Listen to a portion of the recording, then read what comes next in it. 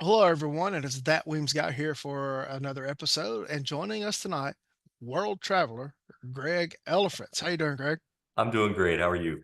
I guess I'm going to make it. I'm still struggling with. I think it was round three of COVID for me. I did Well, not. I did not get tested, but it has decimated my work unit, and it's let's hope lingering. it isn't contagious via, internet transmission or anything like that, because I'm Yeah, feeling pretty good. you never can tell about COVID, and I am in a 5G area, so that could. And it's gotten my work unit pretty hard, and it's lingering. We're all on like week three or four now, and I it's told you been you should have stayed retired and you wouldn't have that problem. You could have been sitting in the sun in Mexico like I was for the last 5 weeks and uh, no COVID down there. and that would be nice, but unfortunately, I have some bills that got to be paid. But that is the life. I did just recently complete year 26, though, Greg. Very nice. Very nice. Yeah, That's a year long 20. time. I don't know how you do it. I got out the very day I got my 25 and I'm Uh, best decision I ever had.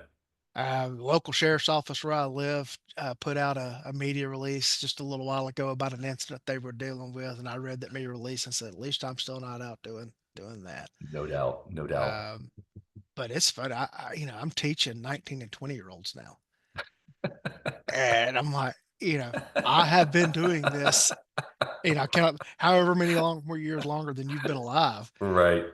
And it's funny. It's like you got to use a social media reference, or a pop culture reference or something like that, and they've got no clue, No, no no. clue. In one class that I teach, somebody else did the PowerPoints and stuff for it, and it's got a Tim McVeigh reference to it. They weren't even born then, I have no idea. Have no idea. 1993? Come Yeah, on. That, they that have was no that was idea. last century. Yeah, and that's one of the jokes I tell them. I've been policing since the last century and everything else. But it's a fun gig. The teaching part, the other Sure, parts sure. drag you down pretty hard. Um, but you are an excellent guest for tonight's topics. Because one, Uh-oh. you travel all over the world Yes, and yes. all over the country. Number two, uh, you're pretty well up on your laws and stuff and your tactics and I stuff. did teach constitutional law for about 20 years, so I Yeah, know a little bit about this stuff. you got a pretty good handle on this cop thing. I did that for a while. I'm starting to forget it, thankfully, but I still got Yeah, enough that I can help people out, I think. there you go. So that's going to kind of, our couple of topics are going to kind of intertwine here tonight. Um, a video that has been making its rounds all over the internet and waking its way into every gun group and things. And I know it's making its way into my inbox because I've got numerous requests to discuss it. Jacksonville, Florida. Now, for the audience, Jacksonville is kind of a neat place. The city limits and the county lines are the same. It's the largest by land area city of the United States. And they call it the Jacksonville Police, but it's actually the Jacksonville Sheriff's Sheriffs. Office Right. because Yep. the elected sheriff is who heads the Jacksonville Police. So Right. their cars will say like Office of the Sheriff, Jacksonville Police. Yep. Which how could any self-respecting deputy be allow themselves to be called an officer? I don't know. I couldn't handle that. Jacksonville, Florida. They've got a guy stopped. I don't know what I think. Oh yeah, it was he ran a red light. Red light. Yep. Ran a red light. One peace officer walks up and is talking to him from the passenger side. Yes. And I watched it again just before we started the meeting, and the guy's being chill. He The is. He driver. completely compliant with everything and no Yeah. indications that anything's up. He's answering the officers or the deputies' questions without any Yeah. hesitation, without Uh, any deception. Everything seems completely normal citizen. Yeah. As a matter of fact, the peace officer did not ask, "Do you have any guns or No. anything?" He said, "Do you have anything crazy in here?" Yes. Right. And the driver says, "Well, yeah. What do you have that's crazy in here?" God. "Well, I've got a pistol." "Where is it?" "It's on me." And then the peace officer asked about carry Yeah. Yep. license and are you a convicted felon and all that. So Yep. they've been interacting. Yeah, with no Yeah. problem at all. And Yeah. if I'm correct, you don't need a carry license. It's a constitutional carry state in Florida. Is that correct? I'm not certain about that. I believe that is the case, which is Yeah, probably why he asked if you're a convicted felon, because that would right, be the only thing that would right, make someone ineligible to be right, carrying even without a license or a permit. right. In Georgia, uh, where now we don't have to require a license for carry. When we did, you were still allowed to carry in your vehicle Without one. without the license. Mhm. The three places you could carry without a license were your home, your business, or in your vehicle. Okay. Okay. And so even when it, the license requirement was there, it was still a thing. They got to get in their Right. car. Hey, Right. they're not breaking any Yes. laws. Right. Even setting aside the 2A, and really and truly, I may upset the gun world here. For cops, guns aren't a Second Amendment issue; they're a Fourth Amendment issue. Correct. It's a search and seizure issue. Correct. Yeah, because it's all a seizure. Hmm. Um, but regardless, the guy's in his car. It's just a traffic stop for a red light. Yes. Yes. That's all it is. Now, I'm hearing people talk about some instances. I didn't watch the entire clip. I just watched the short section where the Yeah, shooting happened and yeah, the initial. But there was some indication that there was a suspicion that this car was stolen. The column was stripped or something like that. I did not see any of that, and I don't know yeah. what that was all about. But he wasn't acting like he Right, was right. investigating a stolen car by the questions that he was asking the driver. Yeah, went back and watched it just for that specific purpose, and I could not see from the camera angles that I was looking at any damage to the steering column, but maybe I just missed it. Right. Um, and I also saw someone else assert, "Oh, the car had been reported stolen." Well, I gotta tell you, if I'm pulling over a car that I suspect is So stolen, that's that not is the interaction I have no, from the get-go. no, that he's definitely not acting as if he's pulling over somebody in a stolen car. There's Yeah, there's not a felony stop or anything high risk stop, whatever you want to call it at that point, yeah, No, yeah. it didn't seem to me like it was a stolen car issue. It seemed like a traffic Right. stop. Right. And it's also, even if I don't have, like I run the tag, it's not coming back as stolen when I make the stop and everything. Even if I walk up and I see that the column's cracked or stripped or whatever, I'm probably at that point going to step back, discuss it with the other deputies. Yep. Like, hey, I'm Yep. seeing Right. the Yeah, column's I'm cracked or whatever. right. I'm going to call for backup and I'm going to, Yeah. if it's going that well, I'm going to play it off like I didn't see it so I Yeah. don't, make him, Yeah. do anything stupid. I'm going to play it off like I didn't see it. And Right. then when I get back up there, then I will reapproach and we'll talk about that issue. But Right. no, I wouldn't have handled it that way at all. Yeah. There were two other officers on the stop, and from the passenger side, he announces, "Hey, we're going to have you step out," Yeah. and everything. And he hollers over to the other guy side on the other side, "Hey, take his gun off of him when he Yeah. steps out," and everything. The guy is completely compliant, He is. He is. and at one point in time, he even says, "I am at your mercy." Yeah. He did. The guy was doing absolutely nothing that would indicate criminal behavior on his part, based on what I Right. can see in the videos from the multiple officers' body cams Yeah, I that agree. they released. There would be no reason that I would have ordered him out or taken his gun, Right, given what I saw from that video right. clip. Yeah. So for those who haven't seen the video, the officer who is, basically in charge of the stop, because he's the one that's making contact, everything. He's speaking to the driver. The officer standing on the passenger side of the vehicle, and he's speaking through the passenger side window. Uh, he tells the guy to step out, and there are two officers on the others on the driver's side of the car. A male officer gets the passenger out, who's got his hands held high in the air above his head. Uh, has him turn around and face the vehicle, and he makes contact with him. And a female officer, and her gender has nothing to do with what happened No, here. no. She goes to take the pistol from the guy's waistband. And it appears to be clipped onto his belt or like a or waistline. It's one of those Yep. crappy nylon holsters with a spring clip. Well, it looked to me like it was a little bit better than, the Yeah, Uncle Mike's nylon. The yeah, holster had some substance to it, yeah, not like you could pull the trigger from the outside. And it right, had one of those spring steel clips that's just yeah, really, really common on kind yeah. of the lower grade inside the waistband holsters. Yeah, and He so had she, problems taking she tried to take the clip off of the yeah, belt, which would be the right way to do it, but yeah, she had some problems and couldn't open the clip yeah, and couldn't get it out. So at yeah. that point, it looked like she stuck her left hand down Hmm. in and got a hold of the gun.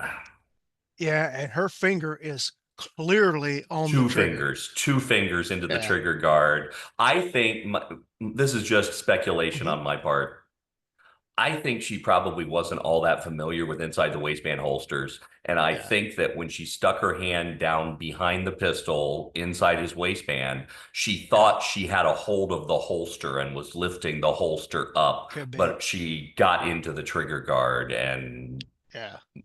know what happened after that. So Yeah. that would be my speculation. I don't know Right. for sure, but Yeah. she probably thought she was pulling that holster out when she got into the trigger, and Right. boom. Right. And I do want to point out here, nothing in the video indicates any sort of malicious intent on her part. No, no, And I think that we need to make that point clear.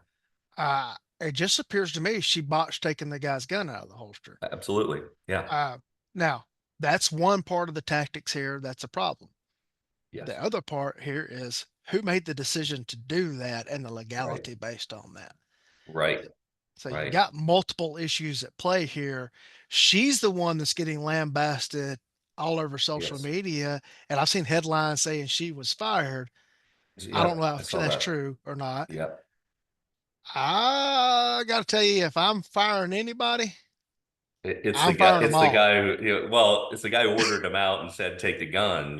Who's Yeah. making that call, and why are you making that dumb decision there? It's, Yeah. uh, Yeah. when when I was a cop in Ohio for Mhm, 25 years and was a training officer for my agency for 13 of those years, mhm. and I was a training officer when Ohio got concealed carry. We got it relatively late compared to other states. We got it in 2004. Yeah. Um, so it was my responsibility to come up with the policy of when we took Mhm. people's guns and to train the officers on how to do that and when to do it. And I Yeah. remember, as soon as that law passed, I gave them a full day of scenarios of just dealing with various concealed carry scenarios so that they had absolute Mhm. certainty of what they were doing. And Yeah. our policy, and at the time, and I don't know what it is now since I've been gone for a while, but our policy at the time was we don't take the gun from a concealed carrier Right. unless he's posing a threat to someone else or himself, Mhm. or Yeah. he's obviously under the influence of alcohol or some kind of drugs. Right. So if he's a threat to someone or he's drunk, that's when we're going to take the gun. Absent an arrest situation, in an Right. arrest situation, we're going to take the Yeah. gun. But Yeah. that was our policy, and we trained it. I think there's two issues involved there. One is, there's a lot of agencies that have really crappy policies, and they aren't educated on that. And Yeah. then we've got the legal issues involved. Pennsylvania versus Mhm. Mims, Terry Yeah. versus Ohio, all of that that Yeah. gets into that as well Yeah. Oops. And we've frozen the up. Oh state God. statutes, but then we have the training on how to handle the gun. And I think there was a Yeah. failure across all three of those Absolutely. areas, Yeah. legal knowledge, training of when to take the gun, and training on how to take the gun. And there was a failure in all three. Oh yeah. A complete failure across the board.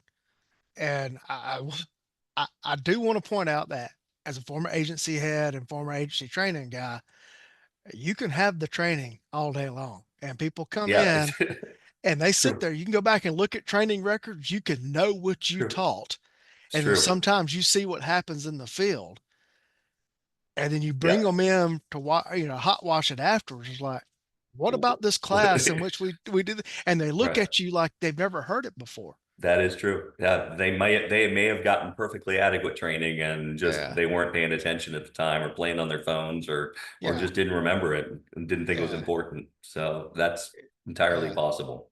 yeah. And hold on one second. Get down, dog. I've got a dog trying to make a clandestine raid on something that's on the stovetop in here.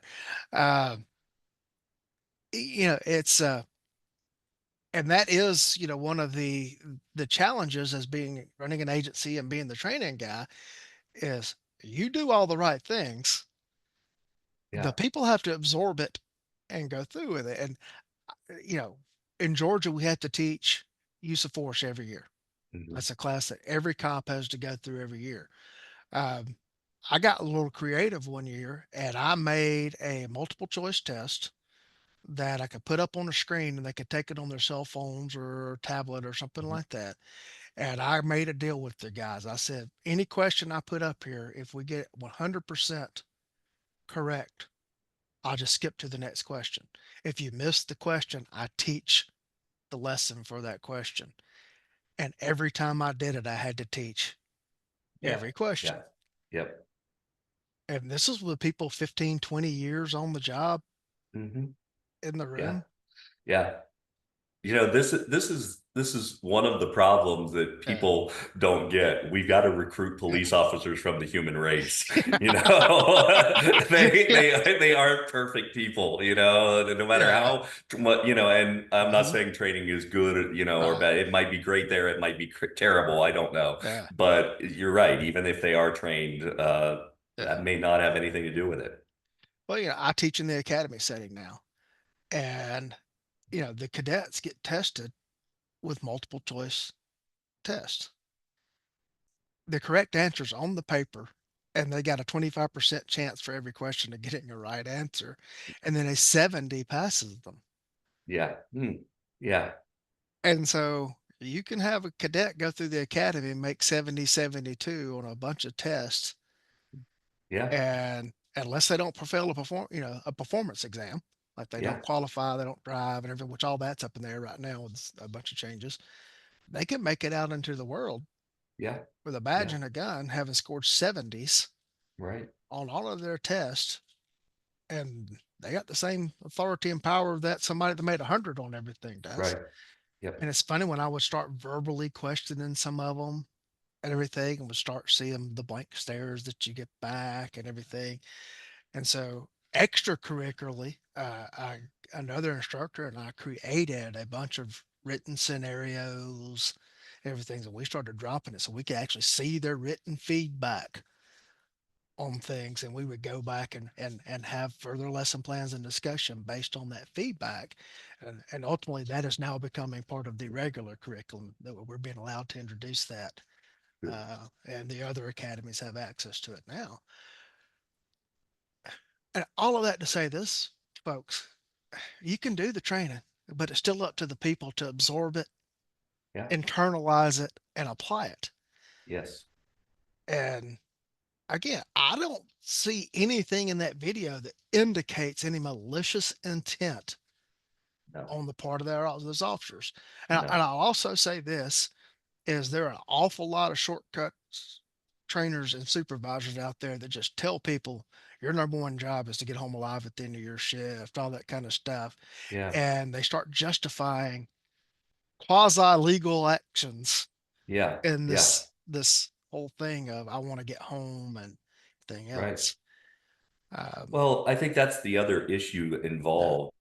yeah, The- You know, the majority of the police officers that are getting hired now are not gun people. They aren't mhm, overly familiar with guns. They don't carry guns off duty yeah, inside the waistband holsters like that yeah, guy was carrying in. yeah, And they're scared, hmm, that their only training with a gun is yeah, the 60 to 80 hours that they get in an yeah, academy setting, which is barely enough to make them, somewhat safe with the gun, let alone competent with it. right, And they know that people who carry guns are probably better with those guns than they are. And all yeah, of that is running in the back of that officer or that deputy's mind as yeah, he's approaching that armed individual. yeah, And there's that level, and I don't know how to fix that. That's right, that's an element that, yeah, you were shooting as a little kid. I started shooting. My dad was a cop, and I started shooting when I was 5 years old. yeah, Guns were part of my life growing hmm, up, and it yeah.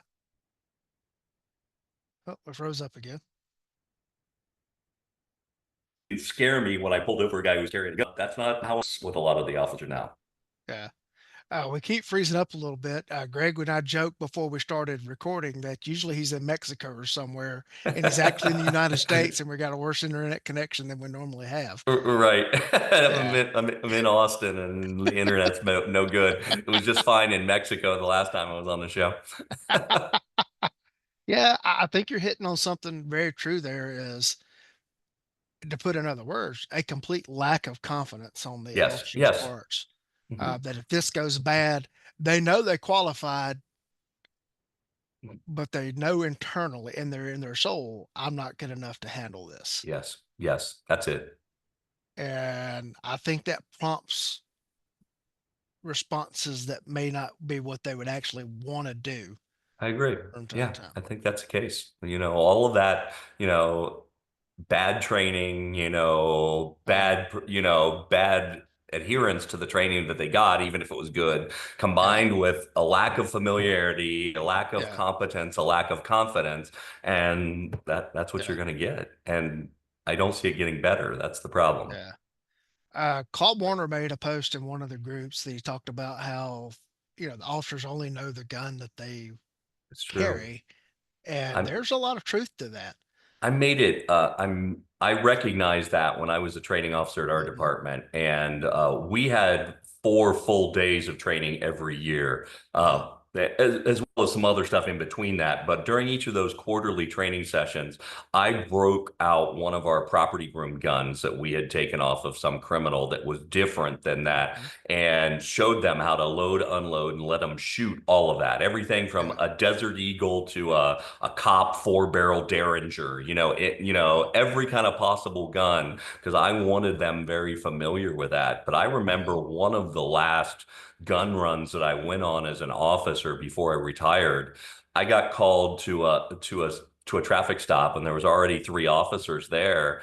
And I'm figuring what's going on here. And they pulled over a car, and it had some meth and a couple guns in it. And there was a 22 single action revolver, and none of the 3 officers on the scene knew how to unload a 22 single action revolver. yeah. And they had to call me nobody could figure out how to unload this thing. So, Oh yeah. what do you do? Oh, scheduled a citizens firearms class for the citizens of our county. Uh, had our instructors assigned to help with it and everything. And I had, of course, lots of ladies show up with revolvers and stuff because every gun shop and husband and boyfriend has told them this is what they've got to carry. Yeah. And I had certified instructors that had been through an 80-hour firearms instructor school, had no clue as to how to unload a revolver. Yeah. Yeah. Not unusual at all. Yeah. And, you talk about the single action 20, I grew up shooting one of those, just running around in the Right. woods, shooting one of Yeah. those things. Yeah. Yeah. Right. I had a talk with my cadets the other day. I said, in my world, the person who does not have a gun is the person to me that's abnormal, because my normal is everyone's armed, Yeah. and Yeah. everything. I just don't understand, Yeah. that whole go around in the world unarmed, not ready to protect yourself and everything. You asked for questions beforehand. Somebody sent Yeah. me a question and Yeah. asked me if I'd ever disarmed an armed citizen like that with Hmm. no indication of any Yeah. wrongdoing or threat. Yeah. And the answer is no. I can remember Yeah. one time I took a guy's gun because it was a road rage incident and he pulled Hmm. the gun. And while we were settling everything, he ended up not Yeah. pointing it at anybody, and Yeah. nobody ended up getting charged. It was a he Yeah. said, she said kind of thing. I remember Yeah. taking, of course, it was a Ruger Hmm. P95 and an Uncle Mike's holster that he had in the Yeah. glove compartment. But Yeah. that's the only gun I remember taken from a concealed carrier Yeah. on kind of a normal traffic stop situation. Yeah. That there's no reason to take those people's guns. Yeah. Anytime you're handling guns, there's a possibility that something bad can Yeah. happen. And, if I Yeah. don't need to handle them, I'm not going to be messing with them. I don't recall disarming anyone that I didn't arrest. Right. Yeah. I think that one guy was the only one that I think that I didn't arrest, that I Yeah. disarmed. And that was just for a short period of time till we figured out what was going on. Yeah. And because he had access the gun, and the other guy yeah, was alleging that he pointed it at him, which turned out to be yeah, not true. But yeah, so I yeah, think that was fair for me to take his gun at that yeah, situation. But that's the yeah, only one that I didn't arrest that yeah, I ever disarmed. I just yeah, let people, and to be honest, Ohio was a must notify state. yeah, So it was really interesting when I made traffic stops because it would pop up that the person yeah, have a concealed carry license and I didn't get a notification. So when I go yeah. back up to the car and say, hey, just curious, I Hmm. see that you got a concealed carry license. You aren't carrying your gun today, Yeah, and almost no one was carrying their concealed yeah, carry gun. I yeah, I kept track the last couple of years, and I think it was only yeah, 6 or 7 people out of all the yeah, people that I stopped that had concealed carry license that were yeah, actually carrying their gun at the time that yeah, I stopped them. So yeah. yeah, In Georgia, we have a state law that prohibits the state from establishing a database. interesting. Okay, Here it's called now the weapons carry license. okay, It's had several names over the years, sure. um, but there is no statewide database. The licenses are issued by the probate court, and the only Okay. way to check the validity of one is to call the probate court Oh that wow. issued And it they to they see don't they if, only work 9 to 5. They aren't working year yeah, or 24 yeah, hours a day. yeah. So there's no way to check it. There's no like it comes back when you run the tag, anything like that. Wow. Okay. I've been on several traffic stops where as I walked up and made my approach, the drivers flipping through their wallet to find their driver's license, and I would see, They passing up the their concealed carry carry license. license as they went by, and me being a gun guy, I'm like, hey, what do you carry? Uh-huh. And Yeah. have people like Yeah. freak out. I don't Yes. have it now, or it's in this. Dude, we're Right. we're okay. Right. You ran a red light. We're Yeah. doing red light It things. yeah, it's You okay. know, um, if I was really and truly afraid right now, my responses would be completely different than me being standing right here in this window Right. talking to you. Right. Yes. No doubt. And yeah, I think of multiple instances where that happened. Yes. Only one of those guys actually got a ticket from him. That's because he went through a crosswalk with pedestrians in the crosswalk. Yeah, that's fair. That's fair.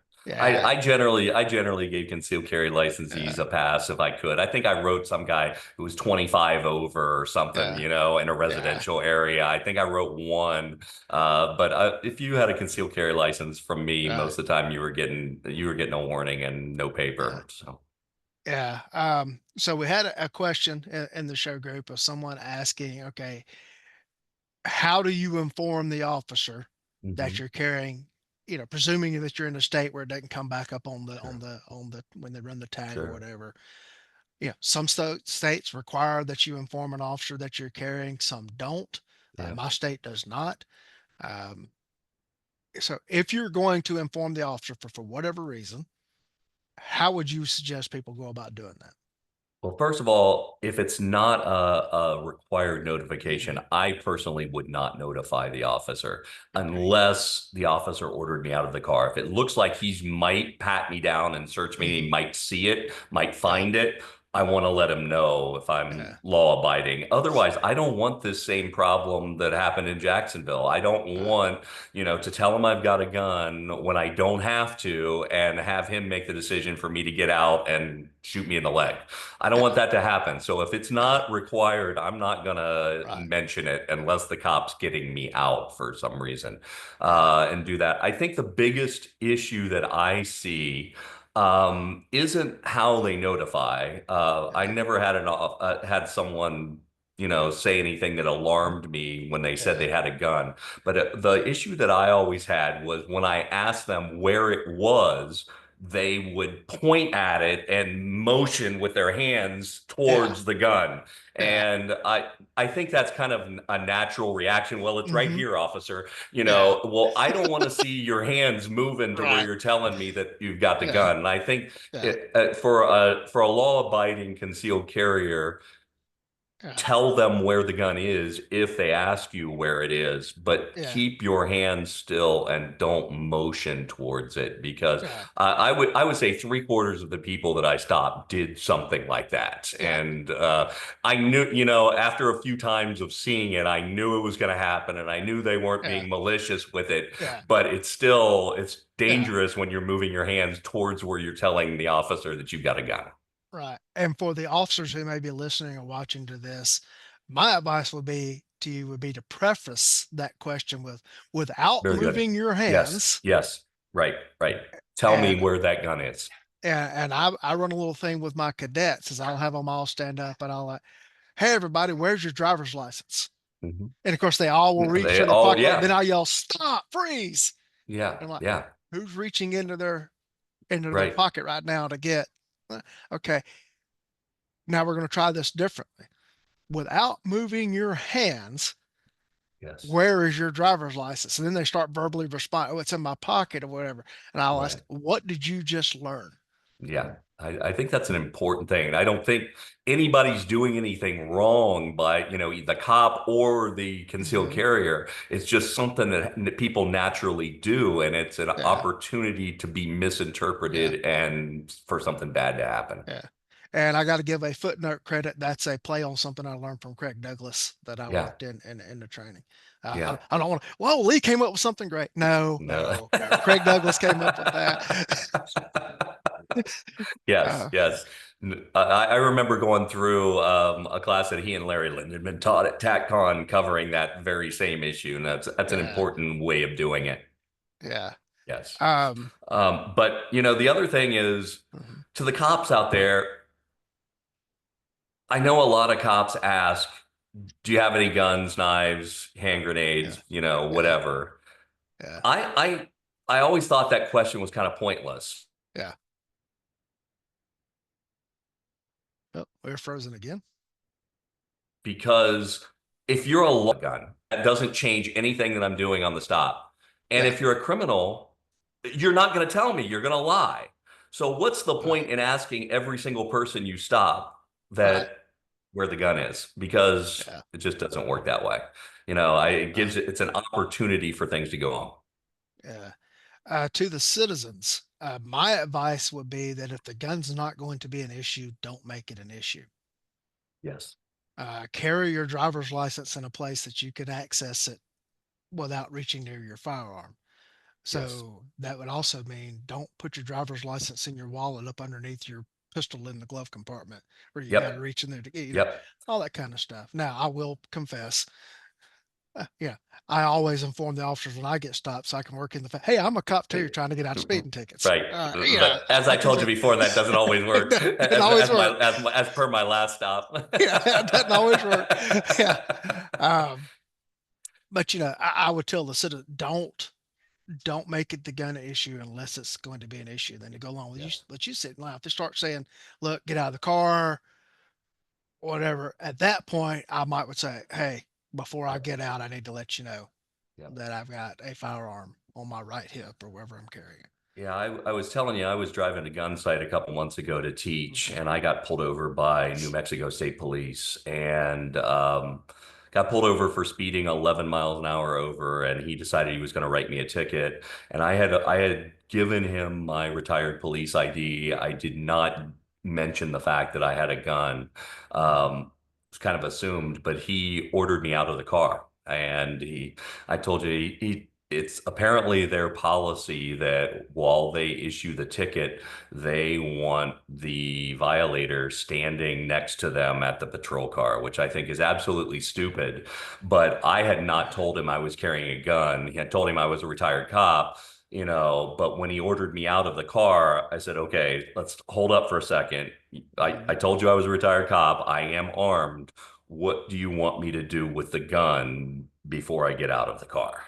Yeah. And he was pretty nonchalant about it. The guy was perfectly professional. And I was on a long drive, so I was actually carrying in a fanny pack. And Yeah. He just had me unbuckle the fanny pack and leave it in the car while I went back there. And I was fine doing that because I wasn't accessing anywhere near the gun. It wouldn't be mistaken that I was going for the gun. I just Yeah. unclipped the buckle and left it in the seat and then got out and did what he told me to. But until that point, until he ordered me out of the car, I didn't even mention the fact that I had a gun. Yeah, that whole policy or technique or whatever, that's something the good idea fairy dropped on them. Yeah, for those of you who haven't been pulled over by New New Mexico State Police, they write the tickets in their in-car computer from the passenger side, and they bring the traffic violator back to their passenger door. And so this stop happened at nighttime on this tiny little country road, Mhm. and my car was completely lit up by his takedown lights and his spotlights and everything, and he moved me back next to him so I was 3 feet away from him while he was focusing on a bright computer, and I was standing in the complete dark right next to him. It's Yeah. one of the stupidest maneuvers I think I've ever seen. The guy was a new cop. He'd only been on less than a year. I asked him about it, and he said that's our policy, and we do it with everybody. And I saw a couple other people who were stopped on the way home, and they were outside standing right next to the passenger side door of the trooper's car. So they may, I had never expected someone to order me out of the car for a speeding violation. In Right. general, as a cop, we want people contained in that car because that gives us a little bit of indication something's going wrong. When you see that door opening, when you see him moving around, gives a little bit of cover. Yeah. You rarely want someone out, but Right. apparently that agency, it's the policy, you will get out of the car. And so they may ask you to get out, and that Yeah. kind of gives you the opportunity to talk a little bit about Pennsylvania versus Mims and Yeah. all of that. So I'm setting you up for the legal geeks here in the room. Yeah. I was just thinking this will be a great time to discuss VA versus Mims. So the officer comes up and then the officer tells you as the driver to get out of the car. Yeah. Legally, do you have to get out of the car at that point? The answer is yes. The Supreme Court says the Hmm. officer can order you out of the car. He doesn't need a reason. He doesn't need to justify it. He can order you out of the car, and you must get out of the car. Hmm. That doesn't necessarily mean that you're under arrest, Right. nor does it mean that you consented to a search, but you do Right. have to get out of the car if he requests you to get out of the car. Right. The other part of that ruling is, you know, at that point, our ruling in Terry versus Ohio applies. And Terry versus Ohio was another court case that set the standard for a pat down or a frisk of a person. And with that, the officer must articulate that they believe the person was armed and presently dangerous. Correct. Yes, and had committed a crime, or Right. was going to commit a crime, was in the action of Right. committing a crime, or about to commit a crime. Yeah. So you mentioned this, and I never even put these two together. I Yeah. always knew that those were separate standards, but you mentioned Mhm. when we talked before this interview, Yeah. officers conflating the two cases together, Yeah. meaning that if I order you out of the car, I've got the automatic right to search you for weapons. And that's Right. not the case. Those are two Right. separate case laws, and those are Yeah. two separate standards. You Mhm. can order anyone out of the car for any reason.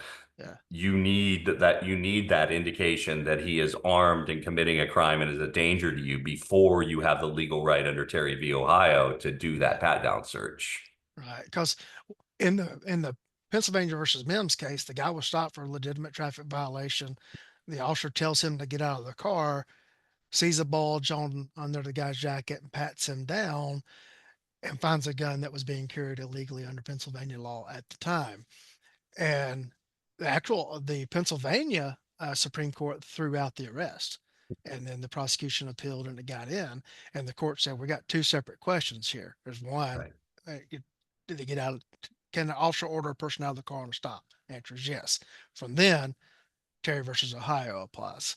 Right. And so it's not just that they tell you to step out of the car that they automatically have a right to search. The reason I go into that is I've heard MEMS often incorrectly taught because people take the fact pattern of guy The was stopped, reason, told to yeah, get the out of the reason car. that they're ordering him out of the car is Yeah, because they are suspicious that he has right, a weapon or he's committed right, a crime as a danger to someone. right, Those two might be the same reasons yeah, and right, might be conflated together. right. Right, but Mims did not authorize pulling people out of track cars on traffic stop and just patting them down as No, routine. no, And not at all. I've heard instructors, they take that fact pattern. Yep. Well, they Well, upheld the guy being ordered out of the yep. car and Why would patted I down. order him out of the car if I didn't think he had a gun? Yeah, You know? Hmm. yeah, it's actually two separate steps that we got. Yes. Well, and the thing is, in Terry versus Ohio, it's two separate steps. Correct. Is Yes. It's we not can only having an arm, but having yeah, being armed, but yeah, being engaged in criminal activity and a danger to someone else as right, well. right, because we can seize temporary seizure, brief stop, tier two, whichever or verbiage you Yep. want to use, based on reasonable articulable suspicion of a crime. Right. All right, but then we have to further articulate ARS of armed and presently dangerous in order to do a pat down. It's Correct. no different. No. No. There's a case called Maryland v. Wilson that extends Pennsylvania versus Mims to all occupants in a vehicle. Okay. And basically the crux of Wilson is if you're in a car, even as a passenger, and it gets stopped, you are seized for the duration Yes. of the traffic Temporary. stop. Correct. Yeah. Yes. The officer can tell you to stay in the car. The officer can tell you to get out of the car. Hmm. All right. But all the same rules on searches, pat downs, all that kind of stuff applies. And folks, you have the right to not consent to a search. Yes. Yes. All right. I would not consent physically at that point in time. All right. If he orders you out of the car and he grabs you and starts patting you down, I might at that point say, "Officer, I Yeah. don't consent to a search," but I'm Right. not going to physically resist him at that point Right. in time. At that Right. point, it's settled in the Yeah. court. You aren't going to start fighting the Yeah. guy over a gun. Yeah. That's not a good position to be in. Right. I would also suggest never under any circumstances, unless you got something like Greg with a fanny pack and you've already established, hey, I'm a retired cop. If they tell you to reach for the pistol in the room, that's a no, no, no. No. Because Right. you don't know what some other officer walking up, they have not heard the whole interaction. They didn't Yep. hear the command for you to reach for the pistol. And all they see is you reaching for the gun. Yes. And Yes. they do what you would do. Yep. Sure. Sure. And I think, they're not wrong at that point. No. No. No, I would definitely that guy in that video didn't do anything wrong. And Yeah. I reading the questions from the people that you put out Yeah. on the Facebook page, Yeah. they're wanting to not be in that situation. But Right. that guy did everything right. Yeah. That guy did Yeah. nothing wrong, and there's Yeah. nothing more that he could have Yeah. done to make Right. that better. Yeah. I'll tell you one other thing, cops, things that to consider. And, most of you cops have medical kits on your person or your cruisers. Mhm. You've got trauma shears probably, at least in your car or on your kit somewhere. Mhm. If you're in a situation and you can't pull a holster off the belt, I would rather cut somebody's belt off to take the holster than pull the gun out of the holster itself. Yeah. Even if that means me pulling, $50 Yeah. out of my wallet to compensate him for his belt. I don't want to be pulling guns out of people's holsters, not Yeah. knowing how that gun is carried, not knowing Mhm. what kind of home gunsmithing it has been, not knowing what kind of holster modifications there are. If I can't take the holster completely, can Yeah. I cut the belt or can I take the belt off? Yeah. And will that work?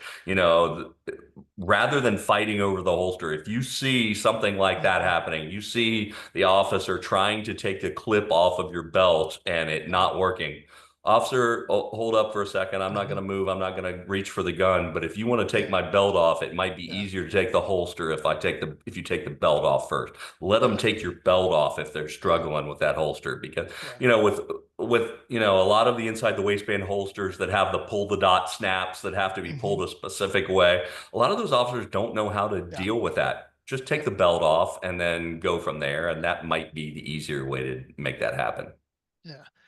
For any officers that are listening or watching, say you walk up to a car and the person says, "I've got a pistol in my glove box or a pistol in my console," and you are worried about it enough that you want to separate the two people. It's a Fourth Amendment violation to just seize the inanimate object, but Without under consent, right, correct. without consent. But under Pennsylvania versus Mims, you can have the driver step out of the car. You're accomplishing the same thing. You are separating them from the Yes. firearm. One is Yes. a constitutional violation, the other one is not. That's right. Yeah, that's right. Get them out of the car. That it's separated from there. You know, Yeah. I had a situation I wrote about on my website where Mhm. a woman had her driver's license was in her glove compartment underneath her Yeah. pistol. Yeah. And, you know, I started thinking about this. Well, do I physically need to see the driver's license? Yeah. No, I have multiple ways of running a Hmm. driver's license without physically seeing it. Yeah. Do I really need to have her messing with that gun? Okay, ma'am, let's leave the Yeah. driver's license and the pistol in the glove compartment. Tell me your Yeah. social security number. Tell me your name and date of birth. I can Yeah. run this through my computer and Yeah. we don't have to go through this. But we get through Hmm. this as cops. You know, I want to see your driver's license. I want to see your insurance card. Yeah. You know, and even if it came down to, you know, insurance card, I'm not gonna have a, you know, Yeah. I'm not gonna have a mess with an insurance card when it's under a pistol. You know, I'll mark that little box on my ticket that they showed Yeah. their insurance card and Right. we'll call it a day rather Yeah. than have them potentially handle their pistol to show me some insurance card. Right. Right. Again, it goes back to if the gun's not going to be an issue, don't make it an issue. Yeah. Yeah. Don't make it an issue. Um, you had an interesting um, thing happen to you in an airport in Los Yeah. Angeles. Yeah.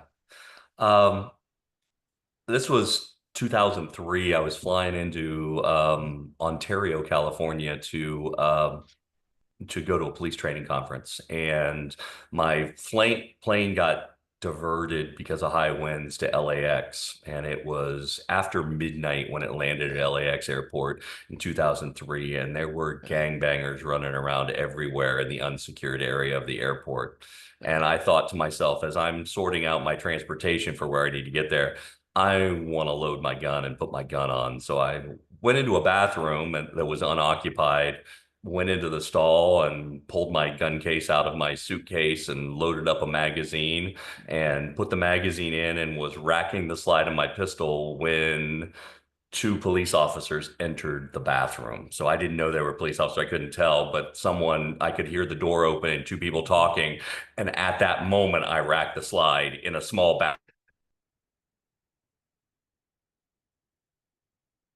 Well, we're frozen again.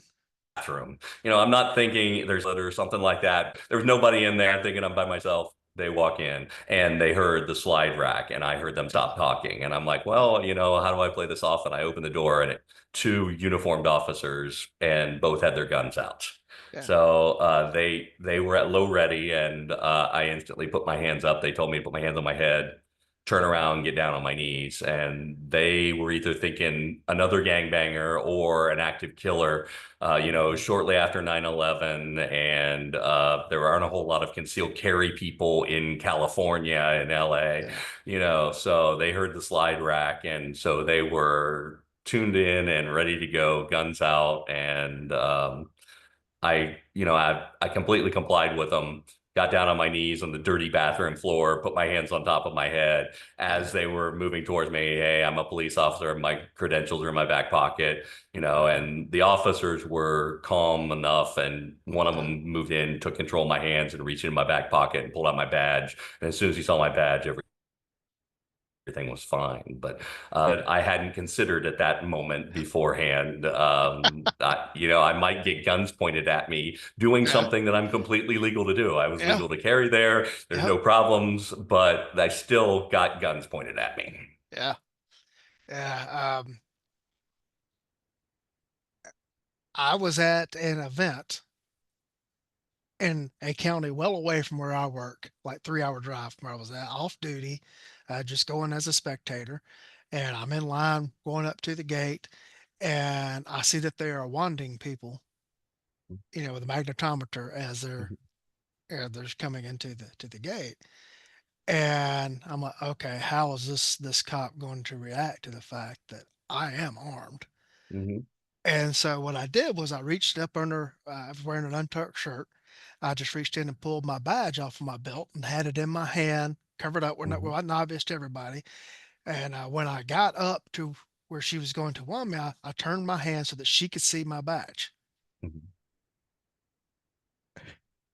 And she yells out loudly, "Are you armed?" Uh, And I, Ma'am, I was trying to be discreet. and you have just announced to everyone around Yeah. Yeah. and everything. Uh, I was trying to not have a Yeah. spectacle. We don't want a scene here. Yeah, and you have created one.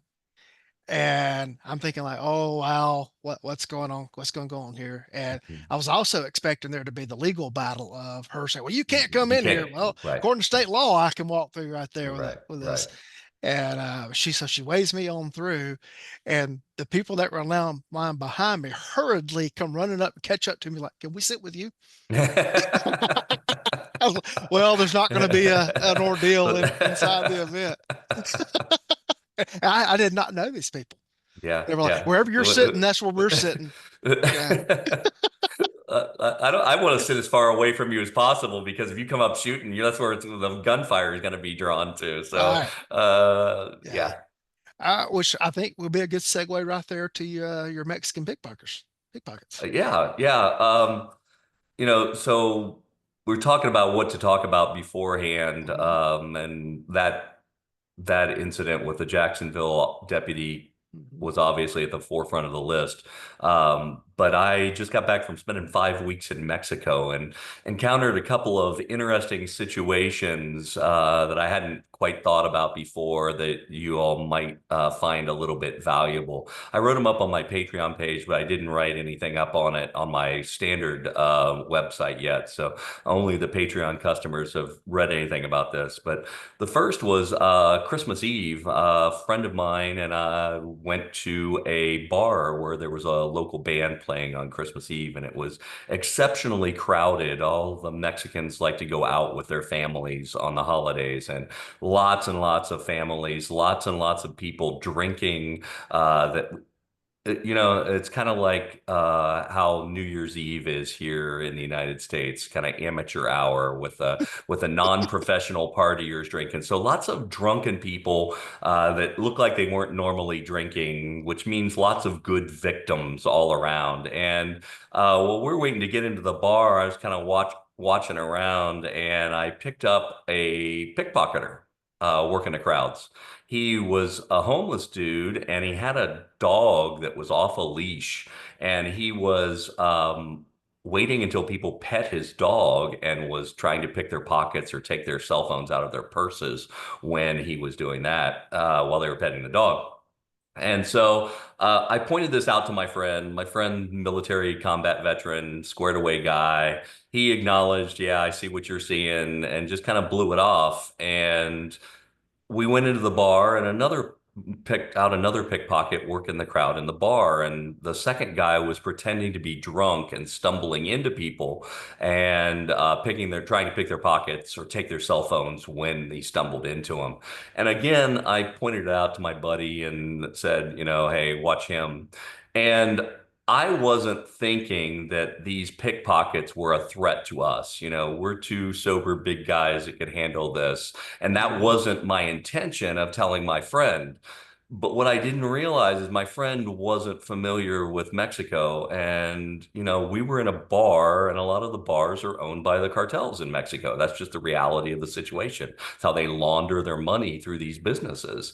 Mhm. And what I was worried about wasn't that the pickpockets were going to target us. It was the fact that the pickpockets might target one of these cartel guys who comes up shooting in a crowded bar when he gets his wallet taken away from him. And that was what I was worried about, but I didn't really communicate that to my friend. That was what I was Right. thinking, and I thought he would be thinking the same thing, but he'd never been in the Mexican bars like that and hadn't Right. wasn't on the same wavelength. And he's thinking, yeah, these guys aren't going to mess with us, so I don't Right. really have to worry about them. They aren't near me. They're picking on somebody else. I'm just going to go enjoy the band.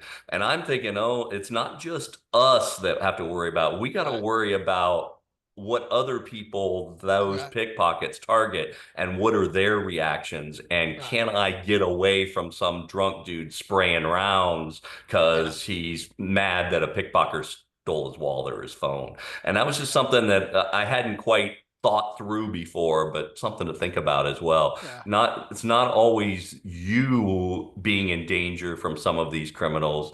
You might be in danger from some of the other intended victims, and that's something that Right. you need to keep in mind. Yeah.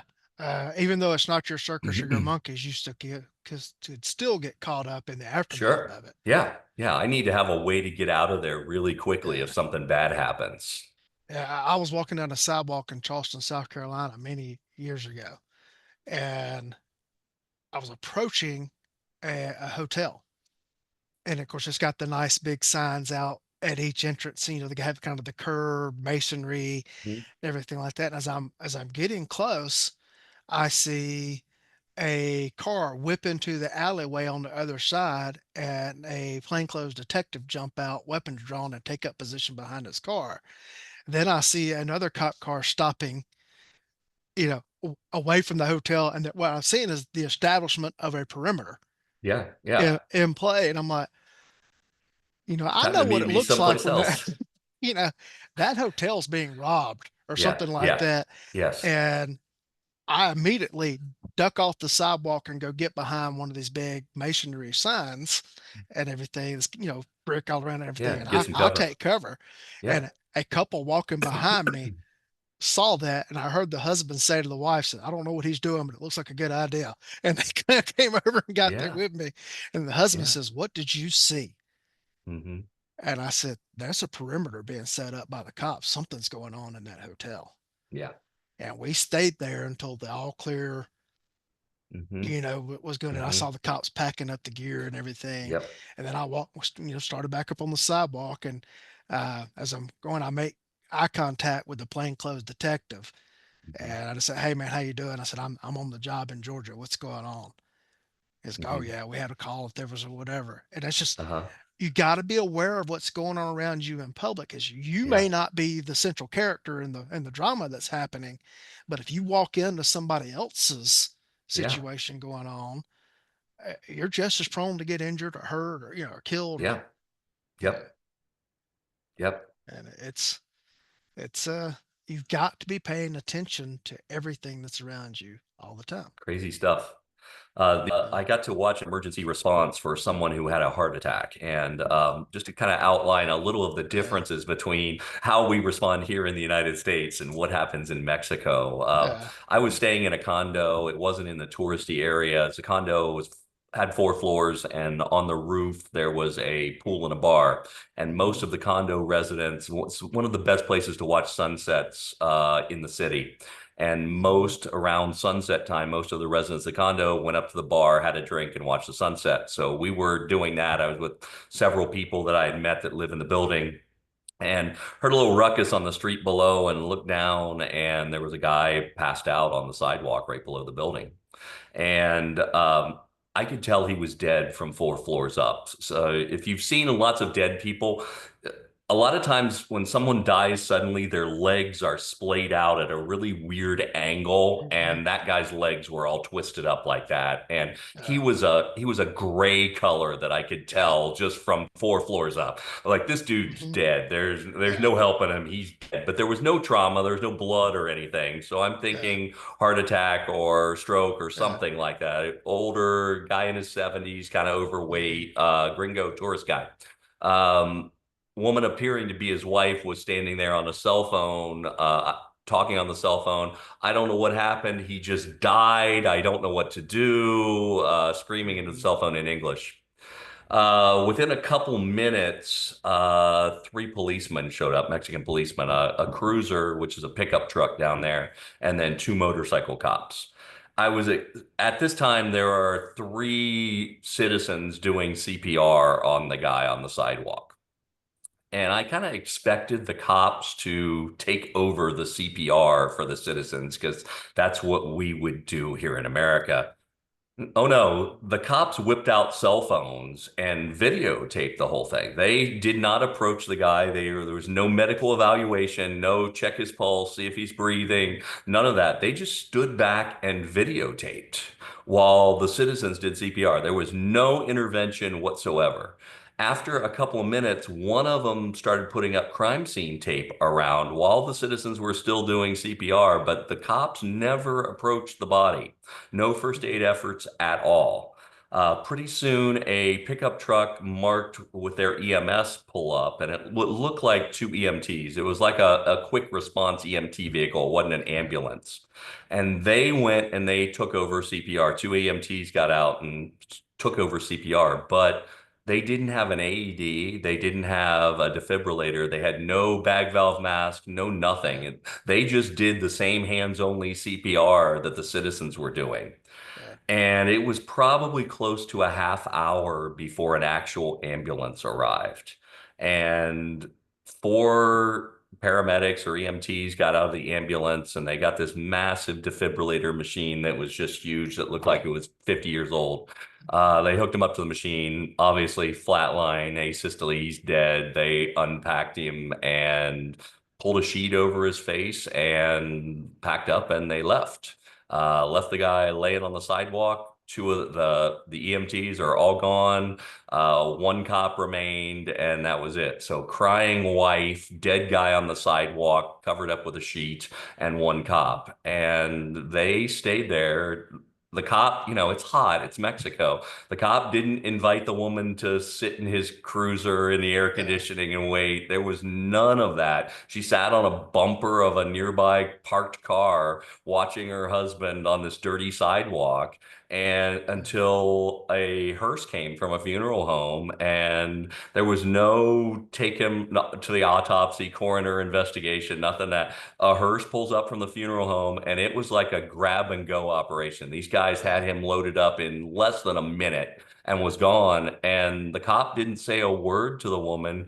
He interestingly rolled up the crime scene tape and stowed it like he was going to use it again, which might be the case down there. But no words of encouragement, no nothing. The woman had called a Yeah. friend, and by then a friend got there and they walked off on foot, didn't offer to give her a ride to wherever she was. Yeah. No effort to, even be a Yeah. human in that situation.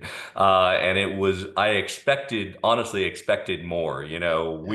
We would never, just Oh leave this yeah. dead guy on the sidewalk Right. without covering up with a tent or positioning our vehicles around so people couldn't see. We'd Yeah. separate, the family members and make them comfortable. Hmm. We'd arrange for a ride to get there. Yeah. All of that is just what cops Yeah. do in America, Yeah. and that wasn't the case in Mexico. And it was, Right. I knew, Mexican cops have a reputation not being well Yeah. trained and being corrupt, but I expected a Yeah. little bit more from them than what I saw, and it was kind of Yeah. quite surprising, even in a city of 250,000 people, Yeah. with EMS service and with a lot of cops. The Yeah. response was still very poor, and you're on Yeah. your own when you're in these places. You know, it's pretty well publicly known that there's a cop shortage in the United States, but it doesn't get the same play that there is a massive EMS EMT Yeah, yeah, shortage in the yeah, United States. I know you're in the very Austin true. area, and a Yeah, couple of the years ago Austin they were, like yeah, paramedics in Austin make $16 an hour. Nobody wants to do that yeah, job for yeah. that. It's a massive shortage. Yeah, I know Austin was like openly advertising, putting it out to the public of, we're at 50% staffing of Yeah, EMTs today. yeah, yeah. It's you're on your own medically just as Very, well as very you common. are, Yep. are you know, gun guys tend to accept that we're going to have to defend ourselves. Yeah, yeah, we might have to draw the gun, but it's Yeah, it's kind of some cognitive dissonance in my yeah, mind when we say, we're prepared to deal with violence and take care of ourselves with that, but if there's a yeah, medical emergency, I'm just going to call 911. They wouldn't think of yeah, that in when somebody pulls a gun on them, right, that they're, I'm going to handle this myself, but a medical yeah, emergency, I'll let the pros handle it. Well, yeah, it's the same problem, yeah, they may yeah, not get there in time. They may be yeah, inept. yeah, There may not be anybody available to come take care of you. So there's yeah, an element of you needing to take care of yourself, even here in the United yeah, States. yeah. Um, like I know in the county where I worked, we would have two ambulances by contract, supposedly Hmm. covering the county.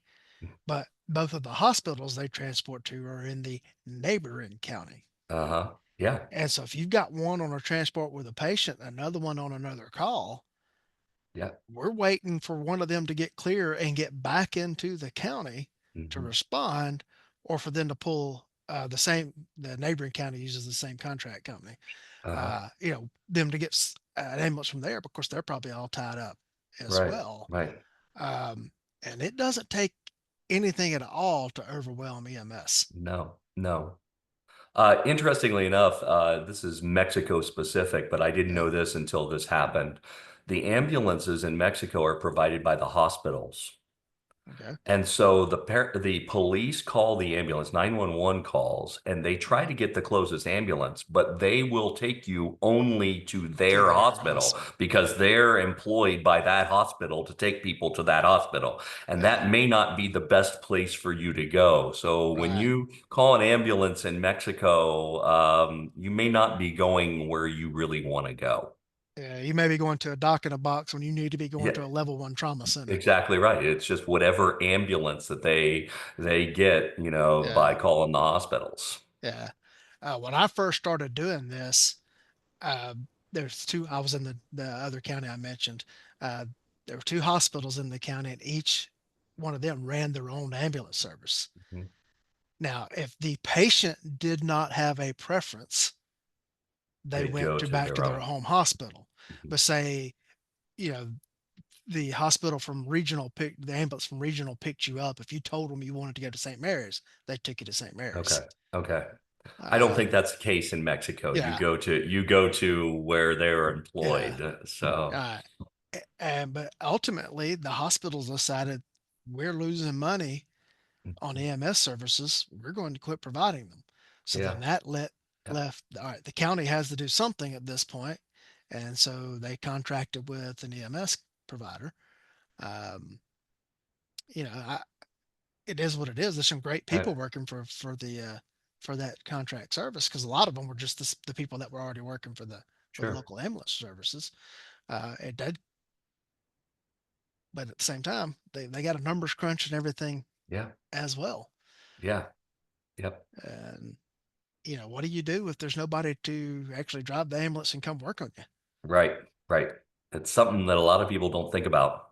And Yeah, something, for travelers, knowing where, the local equivalent of the level one trauma center or level two trauma center is, not, the hospital with three rooms that, yeah, has a waiting line out, you yeah, need to figure out if you have any kind of medical problems, what's a good hospital to go to in the cities that you're visiting. yeah, And you might have to take a taxi cab to get there or an Uber to get there.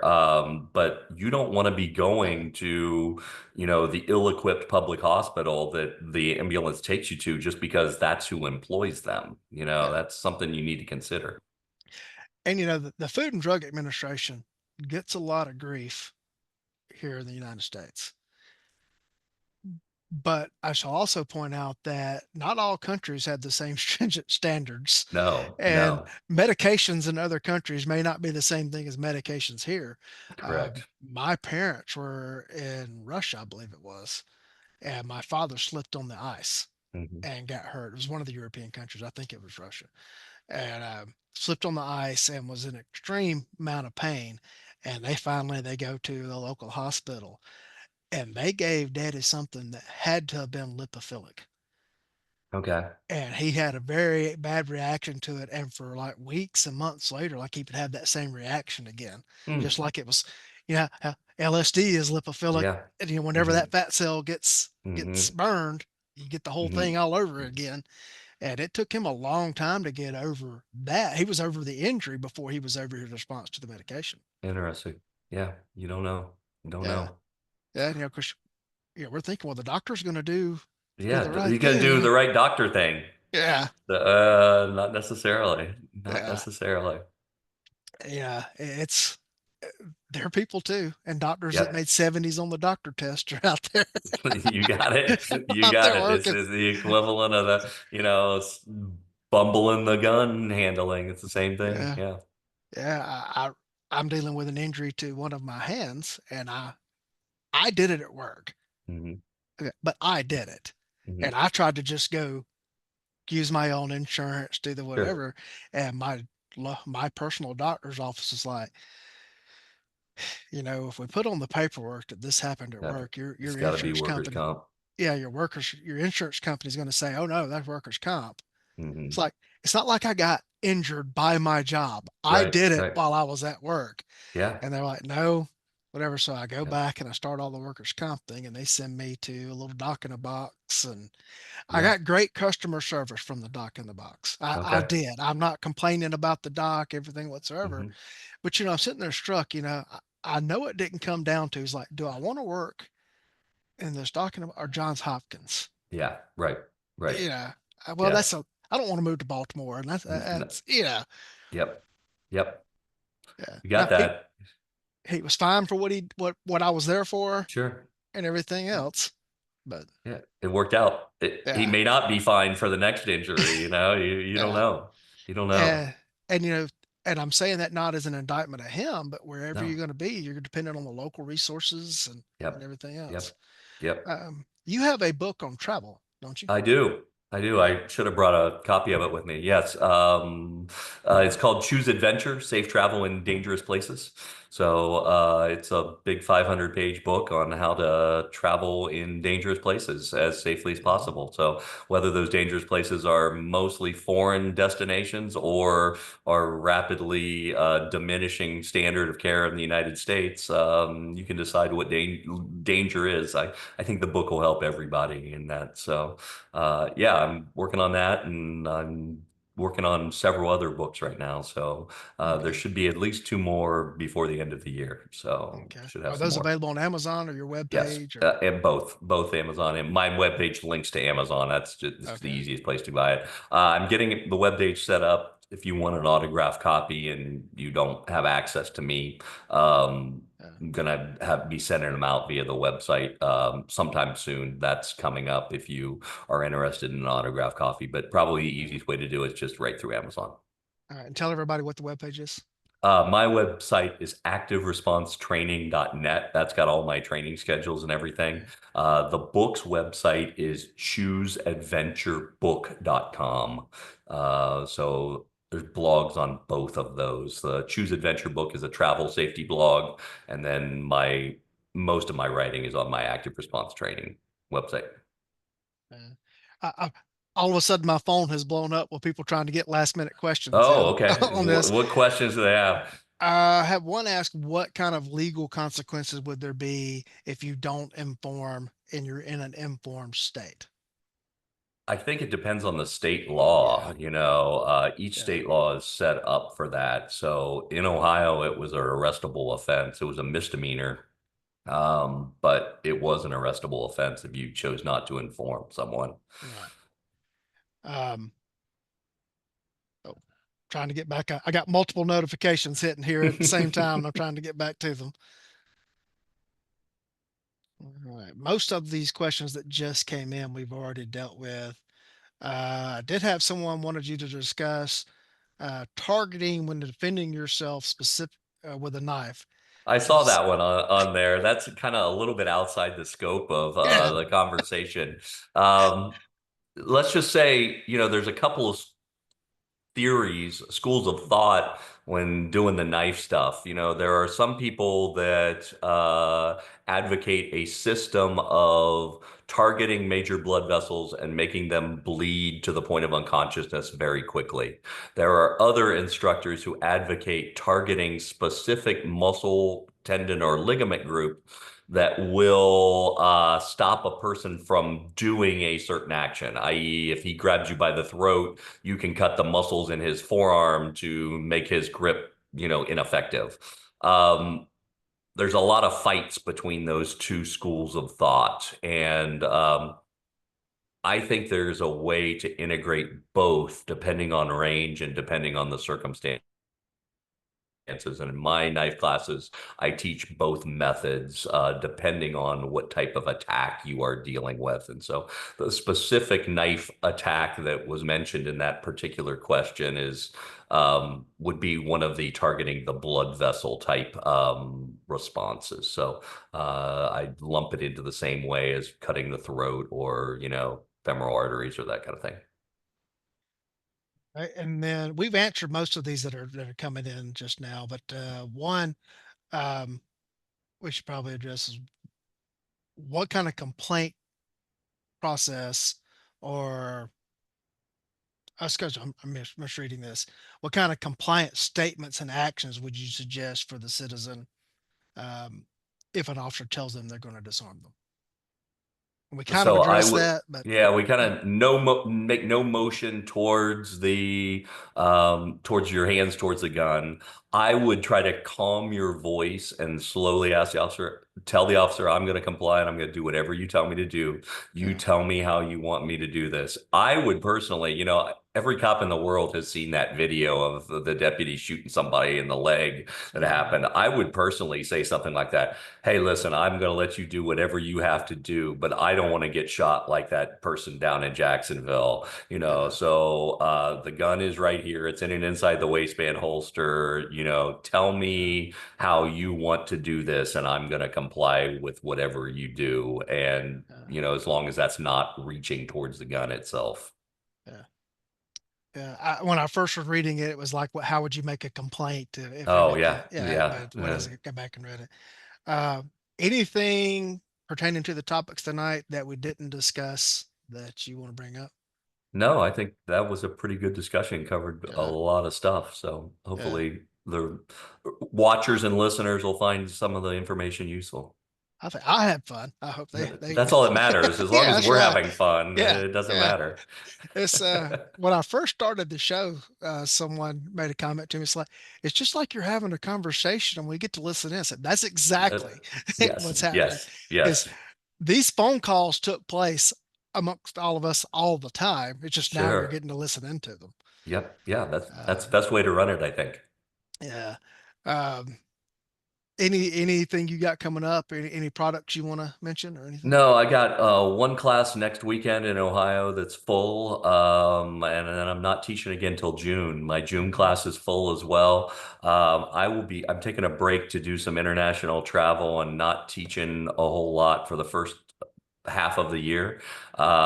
So I've been pretty slow in putting up new classes, but I am working on additional classes in the later part of the year. Carl Wren's hosted me for a couple. I'm getting a few Mhm. more in Ohio, and John Murphy's hosting me in Virginia. So in Yeah. the latter half of the year, I'm going to be, a couple classes a month all over the place. So Yeah. look to those on my website in the next couple of weeks. Those will be up there. Yeah. All right. Well, folks, in closing, should I tell the duck hunter story before we get off? Tell them, yeah. Especially, proning out the black lab. That's the Yeah, important. yeah, That's the important part. yeah. So early on in my career, I'm probably like year two at this point. Um, it's like 5:30 in the morning. I've gone to get something for the dispatcher from a convenience store, and I'm coming back, and I'm just about to turn into the PD, and a truck comes off of a cross street. When I say truck, I'm talking like F-250 dually with a camper top shell on it and everything else. It comes off of a cross street and goes up onto the sidewalk. And so I applied the Ron White principle. I stopped everybody that was driving down the particular sidewalk at that point in time. And I guess something in my voice told the other officers that was working, hey, Lee's got something. I better get over there as I'm calling out the stop on the radio. And I get the truck stopped about a block away. And as I'm walking up to the truck, I see the other officer pull in behind me, and he gets out of his car and he goes up the passenger side of the truck. But due to the size of this truck, it's got the 4 doors, the camper shell. I can't see the officer on the other side, and it's dark. I pull the driver out to talk to him, and because I'm suspecting DUI at this point, I smell the odor commonly associated with an alcoholic beverage. Because folks, It's not the alcohol, odor of yeah, alcohol. alcohol Alcohol has no doesn't have odor. an odor, right? Yeah, Yeah, yeah. Or you we've can tell dealt with both of that us one have been on the before. stand. The odor commonly associated with an alcoholic beverage. And I asked the guy to step, back behind the truck, and he gets out, and he's wearing duck waders. Okay, and I can kind of see the other guys in the car and everything, and I see this black lab hopping around and everything, and I'm Early like, morning, duck yeah, waders. yeah, We've got some duck hunters. yeah, If you're a detective here. yeah. And so I'm talking to the guy, and he's being just as chill as he can be. And I said, "Hey, dude, not that there's any problem with it or whatever." I said, "But where are the shotguns?" And the other officer on the other side of the truck, all he heard me say was shotguns. And I'm still talking to the driver, and I hear this commotion on the passenger side of the vehicle. I said, hold right here, sir. And I look around the truck, and the other officer has the other three guys in the black lab proned out on the sidewalk because all he's heard me say, he heard me shotguns, Shotgun. you know, Uh-huh. everything. And I was like, hey, man, they're going duck hunting. Uh, It's okay. It's okay. And I was, sir, where are the shotguns? He said, they're in zippered cases in the bed of the truck. I'm like, they can't even get to them. They're all right. And of course, yeah. they all were in good humor about the whole thing. They didn't get upset with the officer and everything. And so thankfully we were able to smooth that over. Unfortunately, the guy was DUI, uh, significantly DUI, and I ended up taking him to jail for that. But just another lesson out of that, they had been at a Christmas party and had been drinking, and they were going duck hunting the next morning. And they even discussed it amongst themselves. Hey, we better go to sleep so we're safe to drive in the morning. Yeah. Yeah. And the guy Yeah. assumed that because he had been to sleep, that when he woke Yeah. up, I'm gonna be sober. yeah, I'll be sober. Yeah. Yeah. And he was not. I forget his BAC, but it was well above the Yeah. legal limit. But he But was cool. He was like, yeah, I did something stupid. And yeah. But that's another situation we're talking about. hmm You may not be doing something wrong and you might be ordered out of the car and or yeah, patted down by the policeman. yeah, Those guys in that car have no idea that, the second yeah, backup officer heard shotguns and is yeah, trying to yeah, prevent somebody from getting shot. right, Those guys weren't doing anything wrong, but they right, still got ordered out of that car. And yeah, that's still something you got to think about because yeah, that may happen. yep. And folks, this is America. You have rights. Um, Hopefully the cops are out there with the mindset of upholding your rights while doing their job. That may not be the case. I have a cadet right now that has been a cop in several other states and for various reasons has moved from state to state, typically involving a relationship.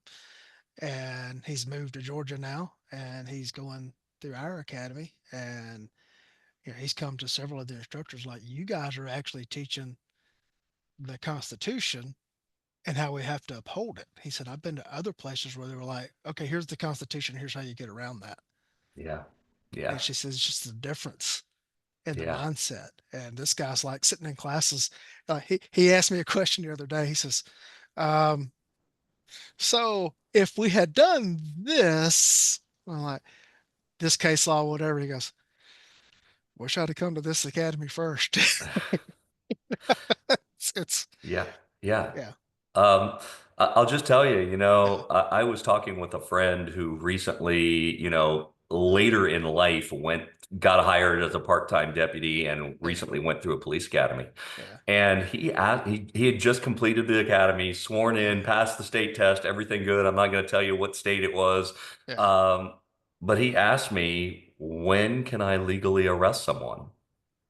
He had been through the academy, and this is not yeah, a stupid person. yeah, This is yeah, a very successful friend of mine who'd been through just got through the academy, and hmm he didn't know when he was legally allowed to arrest someone. wow, That may be the person who's stopping you.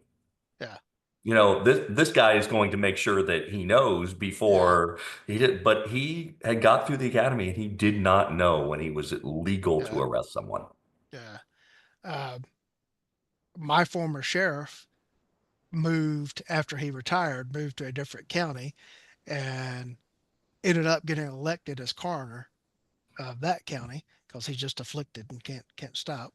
Um, he called me the other day, and well, I called him, and as we were talking, he's like, "You know what? I just went through the coroner training right before I took office." He said, "You know what they didn't cover in coroner training?" I was like, "What's that?" He said, "How to file a death certificate." That might be kind of important. That's Yeah, kind of what you do as a right. He says, coroner.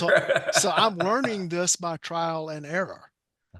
By I Yeah. submit certificates, it comes back from the state, you've got to fix these things or whatever. He says, I think I'm going to call the person in charge of the training and tell them, hey, we need to Hey, include this. I said, yeah. boss, if you do that, you're going to end up being the one that teaches the class. The- And now you're going to be the death certificate Yeah, expert you're going and to be you're the going to death get calls from certificate guy. every other coroner Right, right. about how to do that. That's how it Um, works. it's that way somewhat in cop work. Yeah, yeah, it is. Yeah. I think back, when Mhm. Ohio got concealed carry, you Yeah. know, I had a chief that was very pro training and he didn't Mhm. want any of the kind of accidents that we saw with Yeah. Jacksonville. And he had me, a gun guy, teach the Yeah. class. But, Yeah.